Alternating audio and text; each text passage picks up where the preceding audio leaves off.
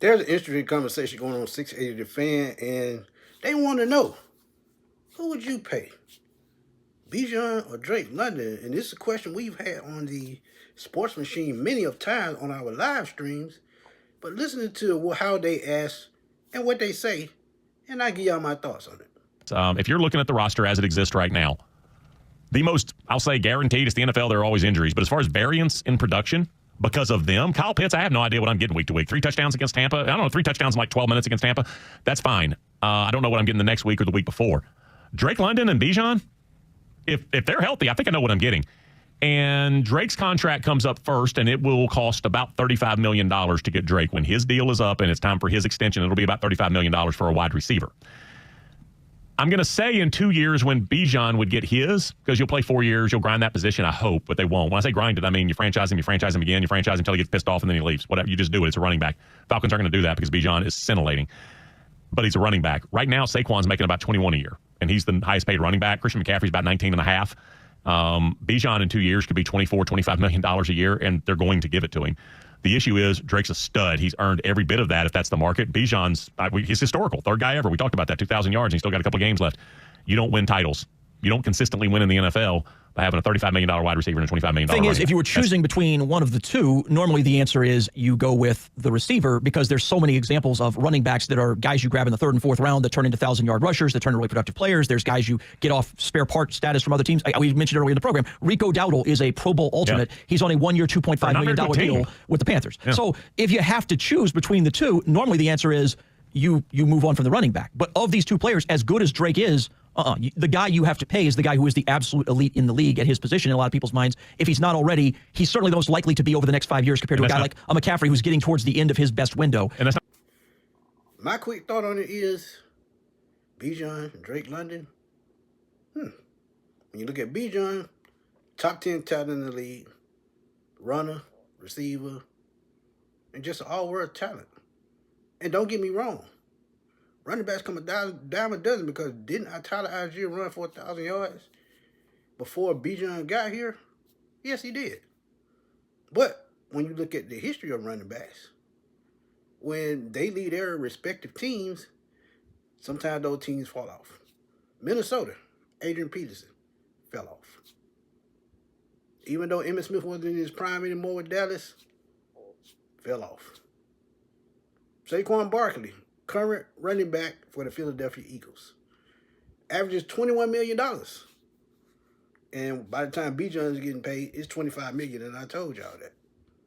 But didn't the Giants fall off after after Saquon left? My point exactly. Now, let's look at Drake London. He has pretty much been the number 1 receiver for the Falcons since he got here. Is he one of those flashy, dynamic type guys? No. But one thing about it, he's a big body receiver. He can make tough catches, contested catches. He's 6'4". He's a red zone threat. Coming off his first 1,000-yard season, still hadn't got double-digit touchdowns, but injury kicked in later in the season. He missed about 4 to 5 straight games. And now, 2026, is his contract year, basically. But you're talking about a 5th-year option. You're talking about a highly productive receiver in the NFL.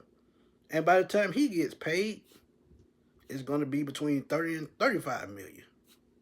So which one of these guys do you keep? Because like we saw with Matt Ryan, Julio Jones, and Deion Jones, you can't make this mistake again.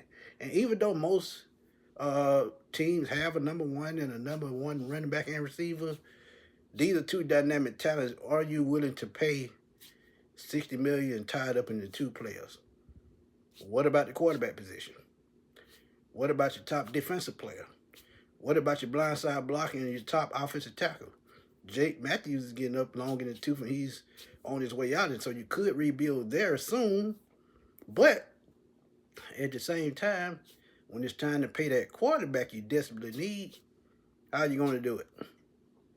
So my question to you, would you pay Bijan, a guy that's ran for 1,000 yards 2 straight seasons, double-digit touchdowns in 2024, don't know what he's going to finish with in 2025 at the time of this video, Or do you go with big body receiver Drake London at 6'4", about 215, 220, coming off a 1,000-yard season, had nearly 1,000 yards up to this point. In week 17, he has about a little bit over 800 yards and could have been 1,000 yards. Probably could be, depending on how the season ends. And do you risk paying him 30 to 35 million? So, like I said, the only question I got to y'all, which guy do you pay? That's the $1 million question. Me personally, I say go with the all-world running back. Because remember, with the Atlanta Falcons, Harry Douglas caught 1,000 yards in the season.